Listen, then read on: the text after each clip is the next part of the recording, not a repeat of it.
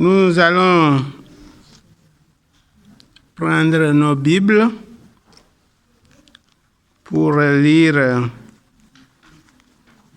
le texte de base de la prédication de ce matin. Nous ouvrons dans Jean, chapitre 1, verset 4, nous lisons. En elle était la vie, et la vie était la lumière du monde. En elle était la vie, et la vie était la lumière des hommes. Que Dieu bénisse sa parole. Amen.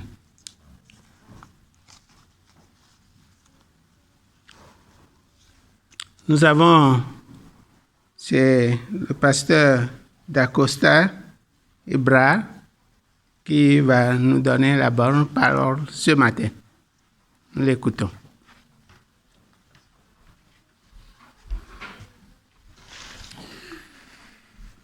Chers frères et sœurs, je vous salue à tous en Jésus. C'est un plaisir pour moi que d'être ici avec vous.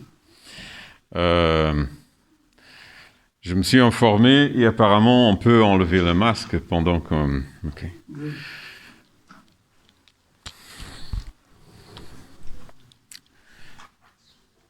Nous allons aujourd'hui parler de la vie en Jésus-Christ. Avant d'introduire notre thème, je vais demander à Dieu de nous bénir pendant cette méditation et je vous invite à m'accompagner dans la prière. Éternel notre Dieu, notre Père céleste, ce matin de sabbat, nous venons nous présenter devant ta face. Nous voulons te prier, Seigneur, de nous bénir pendant cette méditation. Que ton esprit soit dans nos cœurs, que nous puissions sentir ta paix et ta bénédiction. Au nom de Jésus. Amen.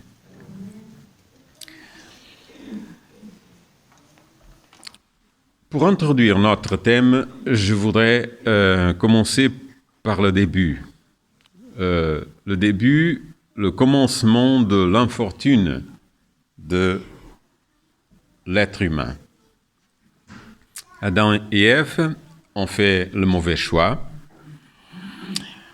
Dans Genèse 2, 17, nous lisons « Mais tu ne mangeras pas de l'arbre de la connaissance du bien et du mal, car le jour où tu en mangeras, tu mourras. » Et ce texte a souvent été lu et interprété comme une sorte de menace de la part de Dieu envers l'homme. La menace d'une punition immanquable. Tu manges le fruit et moi je te tue. À toi de choisir. Or, il n'en est rien. Il ne s'agit pas d'une menace quelconque, mais plutôt d'un avertissement. Ce que Dieu fait ici, c'est un avertissement d'une conséquence que serait fatale. Ici, c'est très important que nous puissions faire la distinction entre la punition et la conséquence. Ce sont deux choses complètement différentes. La punition, elle est toujours infligée d'une conscience sur une autre conscience. On ne peut pas punir un caillou, ni le caillou ne peut nous punir à nous. Donc, quand il s'agit d'une punition, c'est même que vous êtes en train de m'écouter, c'est pas que la foi qui doit être dans vos cœurs, mais aussi la raison. Jugez ce que je suis en train de dire. Qu'est-ce que je suis en train de raconter? Est-ce que ça correspond ou pas? Parce que vous savez aussi bien que moi que si la raison, au contraire, si la foi prend la raison en otage, cela a un nom. Ça s'appelle fanatisme. Et dans le fanatisme, on peut faire avec les gens ce qu'on veut. Si on leur dit, mets-toi une ceinture d'explosifs et va faire exploser au nom de je ne sais pas qui dans un stade de foot, les gens le font. Parce que la raison est prise en otage. C'est que la foi qui existe. Et ça, c'est très dangereux. Donc, nous sommes invités par Dieu à faire usage des deux en même temps, aussi bien de la foi que de la raison. Et c'est pour ça que je voudrais aussi penser avec vous sur cette question. La compatibilité, ou mieux dit, l'incompatibilité philosophique, je ne parle pas au niveau théologique, ni au niveau de la foi, mais l'incompatibilité philosophique qui existe entre la punition et l'exercice du libre arbitre qui nous a été accordé par Dieu lui-même. C'est-à-dire, Dieu souhaite que nous employions notre libre arbitre. C'est une condition sine qua non pour l'existence même de l'amour. Il faut pouvoir choisir. Mais si je vous donne à choisir entre la gauche et la droite, et je dis, si vous choisissez, vous êtes libre de choisir, mais si vous choisissez la gauche, alors je vous enlève vos enfants et vous ne les reverrez jamais. De même que je vous enlève quelqu'un de très... de la famille, voilà. Et c'est fini, vous ne le voyez pas plus. Alors, dans ce cadre-là, vous comprenez bien qu'il ne s'agit pas d'un choix. Nous n'avons plus le choix. On peut bien nous dire que nous avons le libre arbitre et que nous pouvons choisir, mais ce n'est pas vrai. Nous ne pouvons pas choisir. Nous sommes tenus à une obéissance aveugle. Nous sommes obligés de choisir, entre guillemets, ce que n'était pas ce que nous voulions, probablement. Mais en ce faisant, qu'est-ce qui se passe? Nous ne sommes plus responsables de ce que nous avons choisi. Et dans ce choix, qui n'est pas un choix, le responsable ultime devient celui qui nous a menacés de punition. C'est-à-dire, au moment où nous introduisons la punition dans le cadre de libre arbitre, nous le tuons. Il n'y a plus de libre arbitre. Donc, et ça, c'est un problème réel au niveau de la philosophie. Comment contourner cet obstacle? Bon, ce n'est pas quelque chose que nous allons voir aujourd'hui. J'ai juste voulu soulever la question, ou souligner la question, et faire comprendre que, effectivement, quand on parle de la punition de Dieu sur l'humanité, peut-être que nous devons penser un peu mieux. Nous savons qu'au niveau théologique, nous avons beaucoup de textes dans la Bible, Sodome et Gomorrhe. Déjà, est-ce que je peux lever un peu ce micro, peut-être? Pardon. Nous avons Sodome et Gomorrhe, nous avons le déluge, nous avons pas mal de situations dans la Bible, mais il est vrai que cette question mérite notre reconsidération. Alors, l'homme a péché, Dieu l'avertit des conséquences. Cela n'a rien à voir avec une menace de punition, mais plutôt d'un avertissement. Autrement dit, si l'homme meurt, Dieu n'y est pour rien. Notre Dieu est le Dieu de la vie et il n'est pas le créateur de la mort. D'ailleurs, il semble que depuis la chute de l'homme, Dieu a établi comme sa priorité la mission de rappeler l'homme incessamment à la vie. Et quand je dis incessamment, je veux vraiment dire que Dieu ne s'arrête pas. Il y a quelques jours, je parlais avec un groupe de personnes qui disaient « Nous sommes à la fin des temps. » Nous tous croyons que nous sommes à la fin des temps. Et donc, c'est le temps de se préparer pour que, lorsque Jésus revient, nous serons prêts à habiter l'éternité. Il faut le faire tant qu'on a le temps, parce que la patience divine a ses limites. À un moment donné, nous ne savons jamais si, pour nous, la patience divine a atteint sa limite, et donc, après, c'est trop tard pour se repentir. Je ne sais pas d'où sort cette théologie, mais elle n'a absolument rien de vrai. J'ai demandé à la personne, alors, dans ce cadre-là, est-ce que je risque de donner des études bibliques à quelqu'un qui s'est repenti de son passé, veut se rendre à Jésus?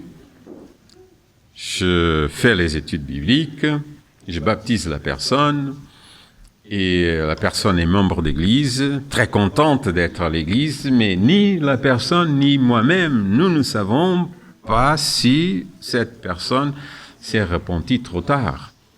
Et donc, pas de salut pour elle.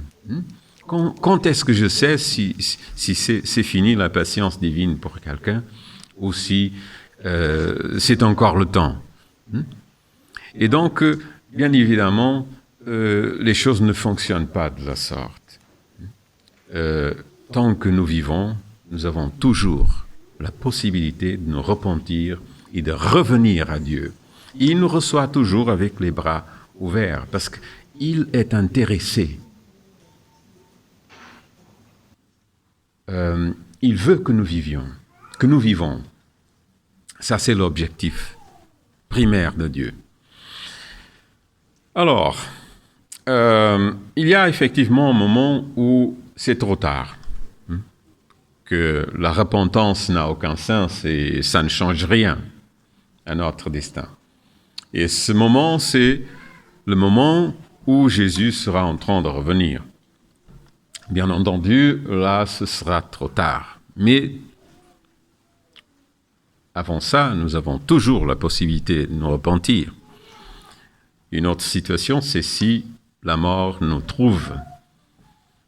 Là aussi, et si on n'a pas le temps de se repentir, c'est triste. Dieu, son ministère, c'est vraiment rappeler l'homme à la vie. Il le fait depuis la Genèse. L'Éternel appela l'homme, il lui dit « Où es-tu » Nous tous savons que Dieu savait où Adam était. Il n'avait pas besoin de lui poser la question.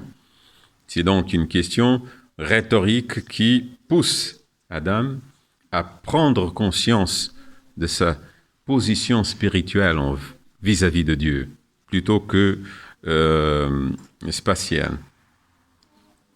Après, cet appel de Dieu envers l'humanité, il se prolonge tout au long de la Bible, dans l'Ancien Testament.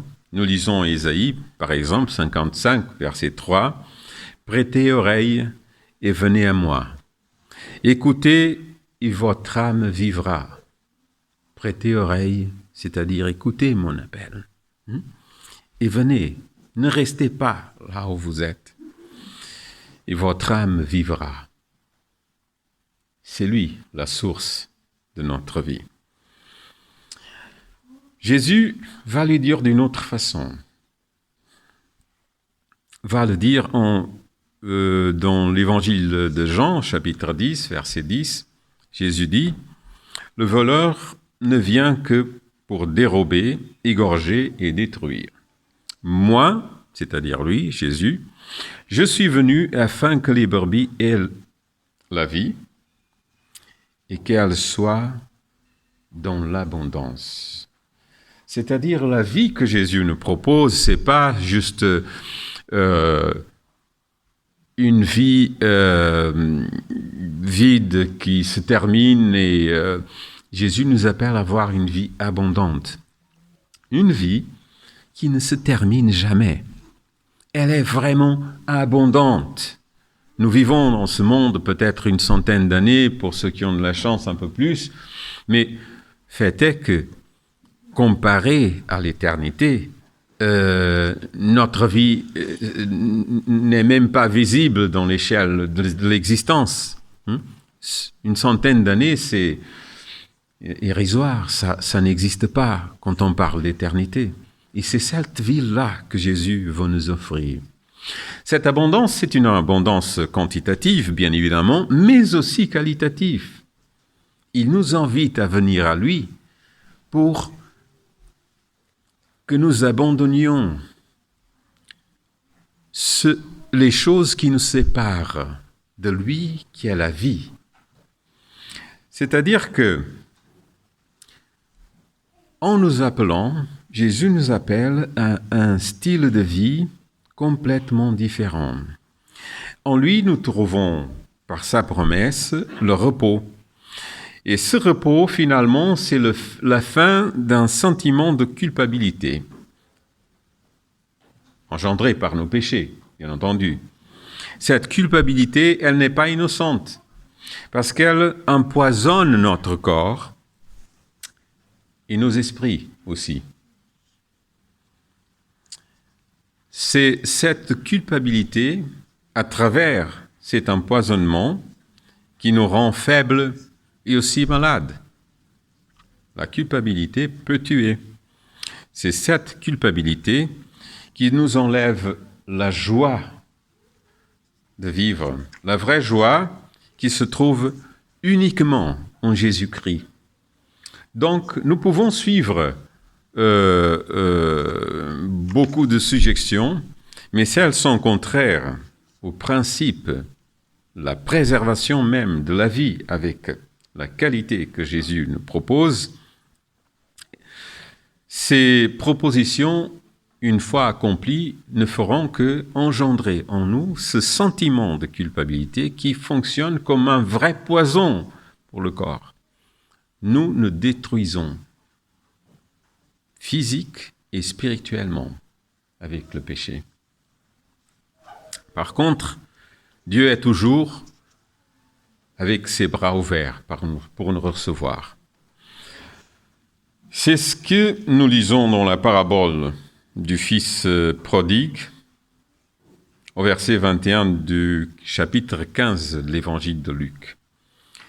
Le fils lui dit, « Mon père, j'ai péché contre le ciel et contre toi. » Donc le fils revient de sa vie dissolue. Voilà, merci beaucoup. Il revient de cette vie. Il s'est repenti. Il vient avec ses justifications.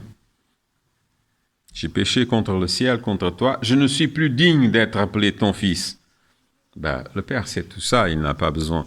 La seule chose qui intéresse Dieu, c'est vraiment qu'il y a quelqu'un qui était mort. Spirituellement mort. Mais la mort spirituelle, ça correspond également à la perte de la vie éternelle. Et Dieu ne se réjouit pas, n'est pas content avec ça. Et donc, la réponse de son père, verset 22, « Mais le père dit à ses serviteurs, « Apportez vite la plus belle robe, et l'en revêtez, mettez-lui un anneau au doigt et des souliers aux pieds. Amenez le veau gras et tuez-le, mangeons et réjouissons-nous, car, et c'est ça le plus important, mon fils que voici était mort.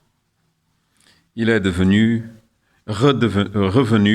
à la vie. » Voilà ce qui est le plus important pour Dieu. Que nous puissions revivre. Et quand je dis revivre, je parle de ressurgir, résurrection. Voilà la priorité de notre Dieu, la résurrection de l'être humain. Question. La question se pose de savoir pourquoi nous avons besoin que ce soit Dieu lui-même et personne d'autre, l'auteur de notre résurrection. Il faut ici penser que nous avons notre existence indexée à nos vies. Nous vivons, c'est-à-dire, au contraire, nous existons tant que nous vivons. À partir du moment où nous mourrons, c'est fini la vie, c'est vrai, mais aussi notre existence. Et cela, c'est un vrai problème, parce que au-delà de la mort, nous ne pouvons rien faire. C'est fini. C'est-à-dire que nous n'existons plus. Mais ne pas exister, c'est aussi la même chose que dire que nous ne sommes pas dans un état. C'est plutôt une situation dans laquelle nous ne trouvons même pas, mais c'est une situation, pas un état. Et dans cette situation, c'est l'impuissance absolue. Nous ne pouvons rien faire pour revenir à la vie. Les hommes meurent. Et c'est le vide. Mais nous voulons vivre.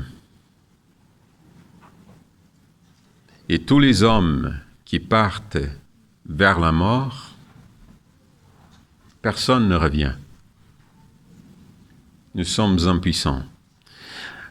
Notre problème avec le péché est tellement grave,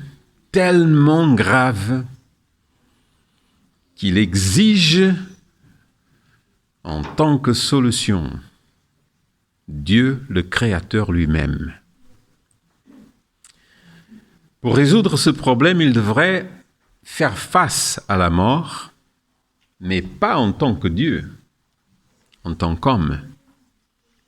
Et c'est dans cette situation que Dieu vient vers nous en Jésus-Christ, un homme en chair semblable à la nôtre, comme le dit Paul en Romains 8, verset 3. C'est Jésus qui vient en chair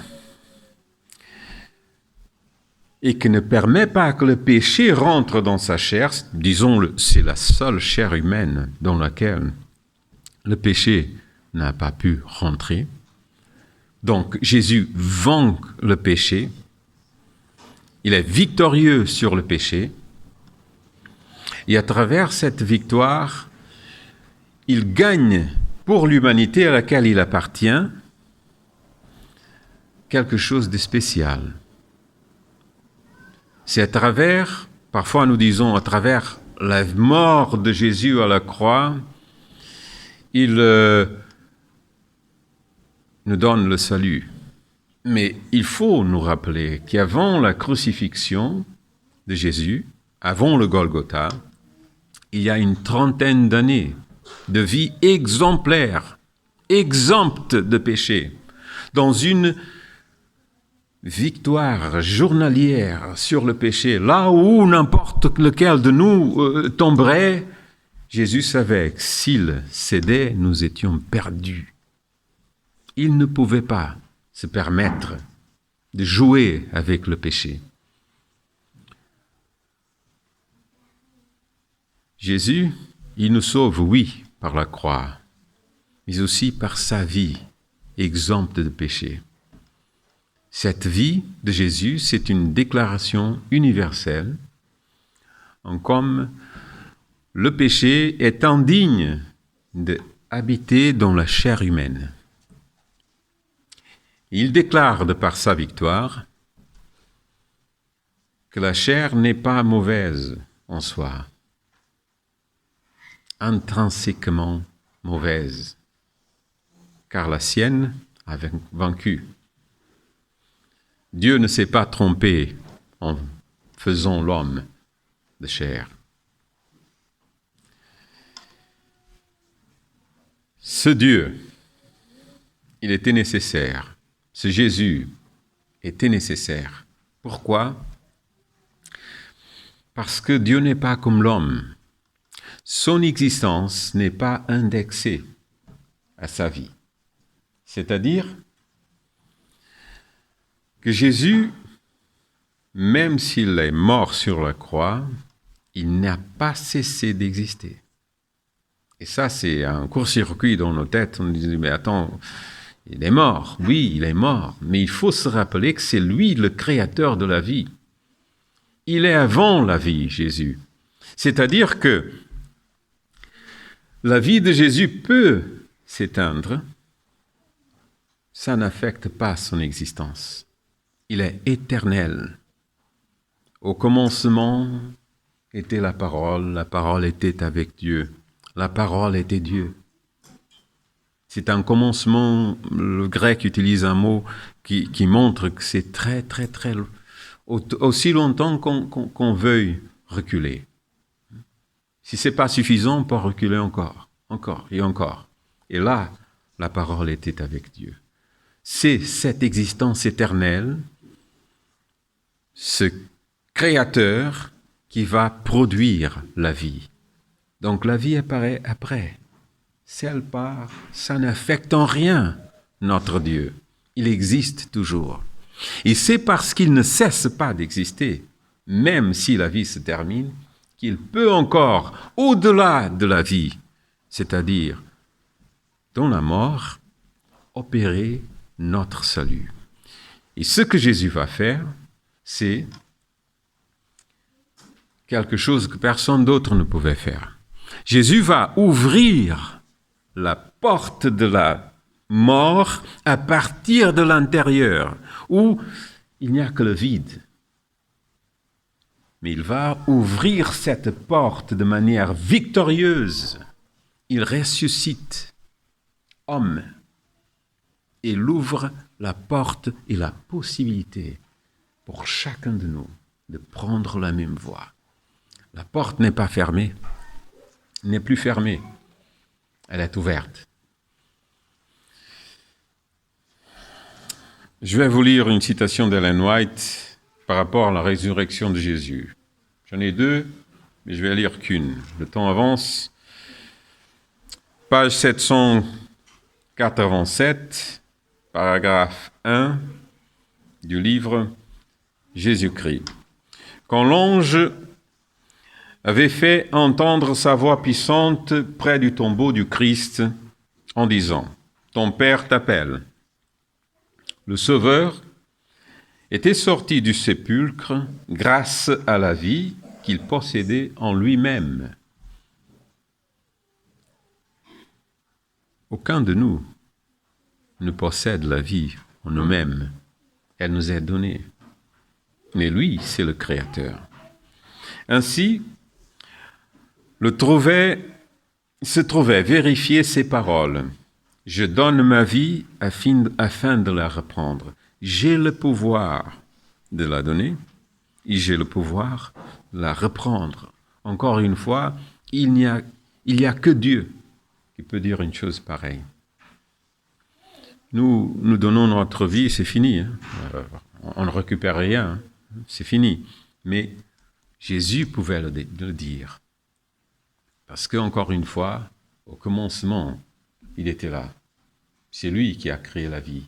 Le verset que nous avons lu, en lui était la vie, et la vie était la lumière des hommes. C'est lui la source de notre vie.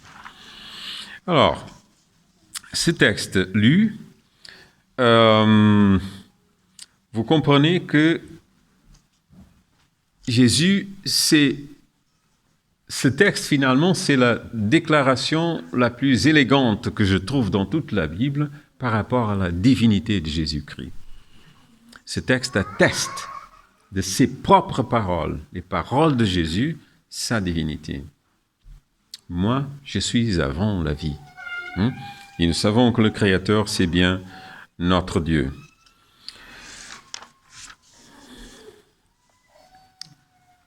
Chers frères et sœurs, cette résurrection de notre Seigneur Jésus-Christ est quelque chose de très puissant. Rappelons-nous que les disciples de Jésus l'ont prêché. Ils ont prêché qu'ils avaient vu Jésus. Mais ils avaient vu Jésus crucifié. Ils l'ont vu vivant de nouveau. Un homme qui a été crucifié, a été perfuré, a été maltraité, flagellé. Les spécialistes au niveau de la médecine qui analysent la crucifixion de Jésus disent que Jésus ne pouvait pas survivre aux blessures même avant la crucifixion. Les blessures que Jésus a subies et le traitement qu'il a reçu avant la crucifixion étaient suffisantes pour le tuer. La crucifixion, c'était finalement un geste de grâce pour abrévier sa souffrance. Cet homme qui fut crucifié, il n'a pas pu, contrairement aux autres, transporter sa croix.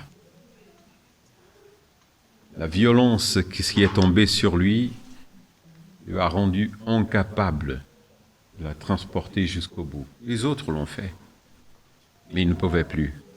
Il a tout donné. Il s'est vidé complètement pour te sauver à toi, à chacun de nous. Il a tout donné. Mais il faut bien que nous rappelions, c'est Dieu, le Tout-Puissant, infini en pouvoir, qui dit, je ne peux plus donner quoi que ce soit. J'ai tout donné.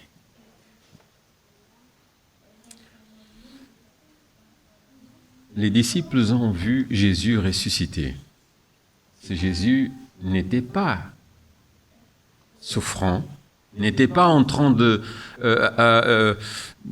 dans le besoin d'un médecin pour le soigner. Non, il est ressuscité en gloire. Le miracle a été complet. Et c'est ce Jésus-là que les disciples vont prêcher. Ils vont dire, partout où ils vont, nous l'avons vu. Cet homme était mort, mais il a ressuscité. Il n'y a pas d'autre comme lui. C'est lui le chemin, c'est lui notre vie. Ce Jésus va finalement, ses disciples, ils vont prêcher cette nouvelle, que cet homme est le chemin, c'est le salut de l'humanité, mais ils vont le prêcher avec une conviction inabalable, inébranlable. Pierre, il dit dans la deuxième épître, verset 16 du chapitre 1, « Ce n'est pas en effet en suivant des fables habilement conçues que nous vous avons fait connaître la puissance et l'événement de notre Seigneur Jésus-Christ, mais c'est comme ayant vu sa majesté de nos propres yeux. » Ils l'ont vu. Mais quand il raconte ça, peut-être qu'il s'était en train de raconter n'importe quoi. Nous n'étions pas là, nous n'avons pas vu. Comment pouvons-nous croire simplement que Jésus est ressuscité? Quelles sont les évidences? Quelles sont les preuves? Nous ne savons rien. Peut-être qu'il n'est pas ressuscité. Nous croyons à des histoires qu'on nous a racontées, mais qui n'ont rien à voir avec la réalité. Eh bien, nous avons quand même des raisons très fortes pour croire que cet homme est ressuscité. Ces disciples de Jésus, si nous comparons avec les califes, vous savez quels sont les califes, les compagnons de Mohammed, si nous les comparons avec ces gens-là, vous avez Abu Bakr, Omar, Uthman, les trois premiers, après tous les autres. chacun de ces califes était le chef d'une armée immense qui a conquis des extensions énormes de territoire. Ils étaient des hommes puissants, des hommes qui, avec une parole, pouvaient exterminer tout un village. Riches, puissants, chefs d'armée, des empereurs, nous pouvons dire. C'est ça que sont devenus les disciples de Mohammed. Si nous comparons avec les disciples de Jésus, ces hommes ont été battus parce qu'ils disaient que Jésus est ressuscité. Ils ont été mis en prison. Ils ont été lapidés. Étienne, le premier, lapidé. C'était une pratique. Ils ont été crucifiés, persécutés, battus, violemment battus. Ils n'avaient rien à gagner d'inventer une histoire pareille. C'est ça ce qu'ils avaient à gagner, la persécution. Aucun d'eux n'est mort riche. Tous ont été morts, sauf Jean, parce qu'il disait que Jésus était ressuscité. Nous l'avons vu, et personne ne pouvait taire ces gens. La vérité qu'ils prêchaient était plus forte que leur propre vie. Ils savaient qu'ils pouvaient mourir de cette vie à cause de ce message, mais qu'ils auraient la même vie éternelle de celui qui est ressuscité. La victoire en Jésus-Christ est complète. Il y avait un Simon Greenleaf, un prof de droit aux États-Unis dans les années 1800 quelque chose. Et il a écrit un traité en 3 volumes sur les évidences, la loi des évidences, les lois des preuves pour les tribunaux. Jusqu'aujourd'hui, les tribunaux américains, ils fonctionnent sur ce modèle où il décrit de manière scientifique la façon dont nous pouvons savoir si quelqu'un dit la vérité. Juif, Simon Greenleaf. Un jour, sa phrase s'est retournée contre lui, celle qu'il disait toujours aux étudiants. Est-ce que tu as considéré toutes les évidences? Et un jour, quand il discutait avec un de ses élèves sur justement la question de Jésus-Christ, résurrection et évangile, il disait non, mais ça c'est n'importe quoi, oublie ça. Et l'étudiant l'a demandé, est-ce que vous avez déjà considéré toutes les évidences? Bien sûr qu'il n'avait pas fait, mais il a décidé de le faire. Il l'a fait. Sa conclusion à la fin, en appliquant les mêmes lois qu'il appliquait dans les tribunaux américains pour voir si les gens disaient vrai, si les témoins étaient vrais ou faux, sa conclusion était les évangélistes, ceux qui ont écrit les évangiles, ils disaient vrai. Il n'y a aucun doute qu'ils ont vu Jésus-Christ ressuscité. Il s'est converti au christianisme d'ailleurs. Il a même écrit un volume sur le témoignage des évangélistes. Chers frères et sœurs, nous avons une victoire absolue. Nous n'avons pas besoin d'avoir peur de la mort. La mort a été absolument vaincue par Jésus. La mort n'existe pas pour ceux qui croient en Jésus-Christ. Nous sommes victorieux en Jésus. C'est le titre de ma prédication, la vie en Jésus-Christ.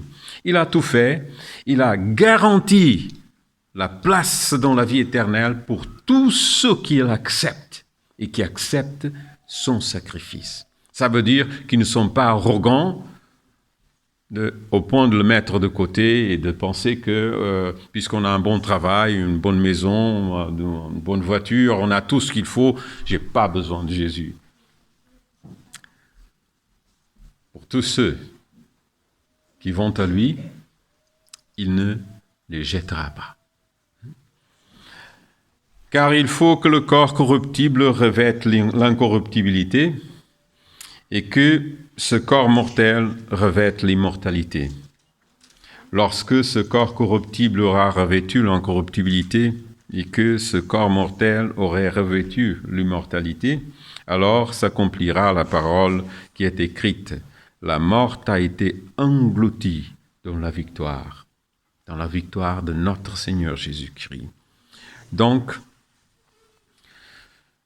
dernier texte, 1 Thessaloniciens 4, 16, car le Seigneur lui-même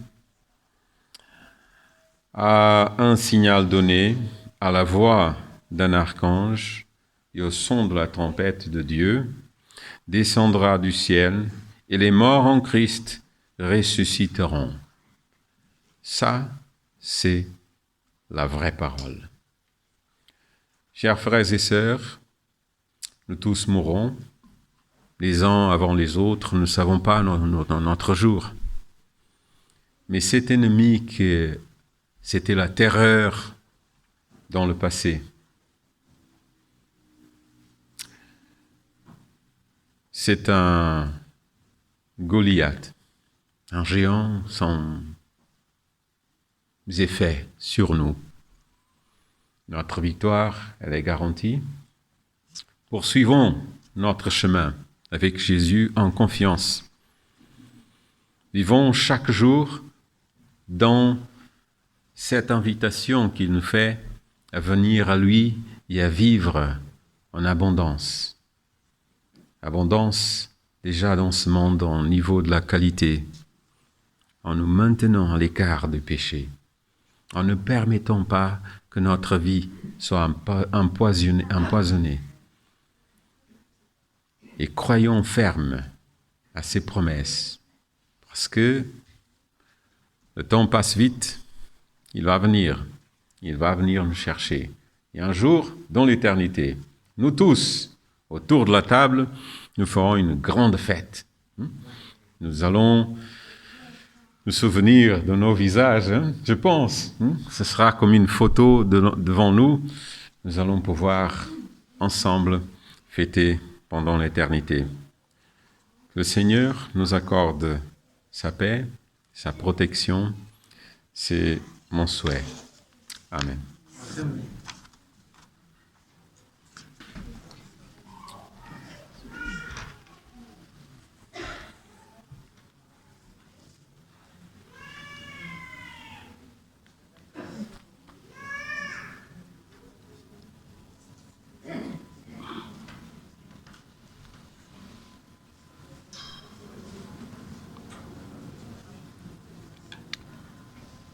Nous allons accueillir cette espérance que le pasteur nous donne par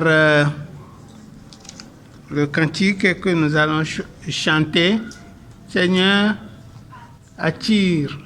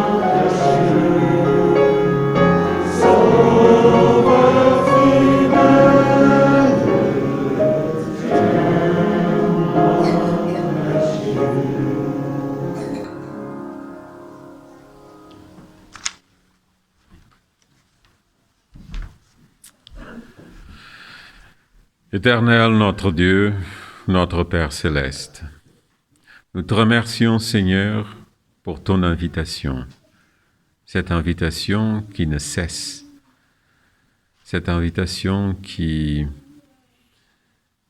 reste toujours présente dans nos vies,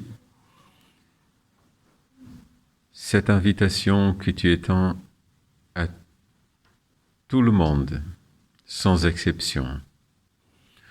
Nous te remercions, Seigneur, parce que tu nous attends toujours avec tes bras ouverts. Et parce que ce que nous ne pouvions pas accomplir, tu n'as pas épargné ni l'effort, ni l'énergie. Tu t'es complètement vidé, Seigneur, pour nous sauver. Aide-nous, Seigneur, à ne pas mépriser ce sacrifice. Aide-nous, Seigneur, à profiter, Seigneur, de ce que tu as fait. Tu as tout accompli, notre Dieu. Il nous reste que le plus facile, que c'est d'accepter l'offre. Nous voulons te prier, Seigneur, de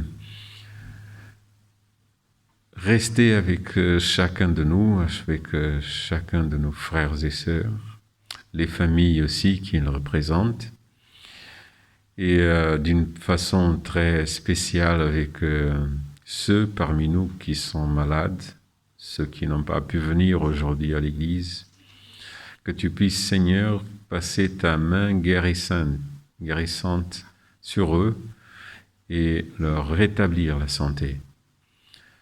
Nous voulons, Seigneur, prier également pour le pasteur de l'Église, demander que tu sois avec lui, que tu lui accordes la sagesse qui vient de toi pour diriger ton Église. Nous te prions, Seigneur, que ton esprit reste dans nos cœurs, que tu nous accordes ta paix, cette paix que seulement toi, tu peux nous donner. Accorde-nous également le reste d'un sabbat tranquille et paisible dans ta présence, et que dans nos vies, Seigneur, s'accomplisse ta volonté à chaque jour, que nos vies soient des hymnes de louange pour toi. Nous voulons te prier et te remercier ces grâces, ces bénédictions, au nom de Jésus. Amen.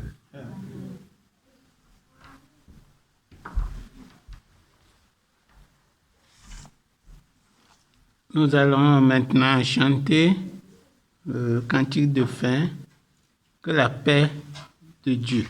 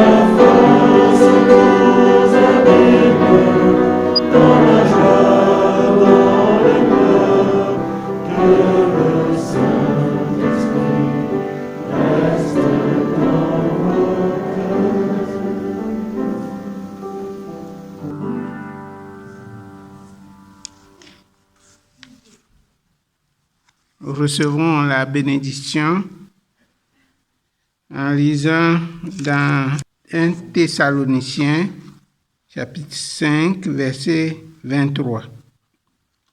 Que le Dieu de paix vous sanctifie lui-même tout entier et que tout votre être, l'esprit, l'âme et le corps soient conservés irrépréhensibles lors de l'avènement de notre Seigneur Jésus-Christ. Amen. Amen. Que Dieu soit avec chacun de nous durant cette semaine qui va s'ouvrir devant nous le lendemain. Amen. Bon sabbat à tous.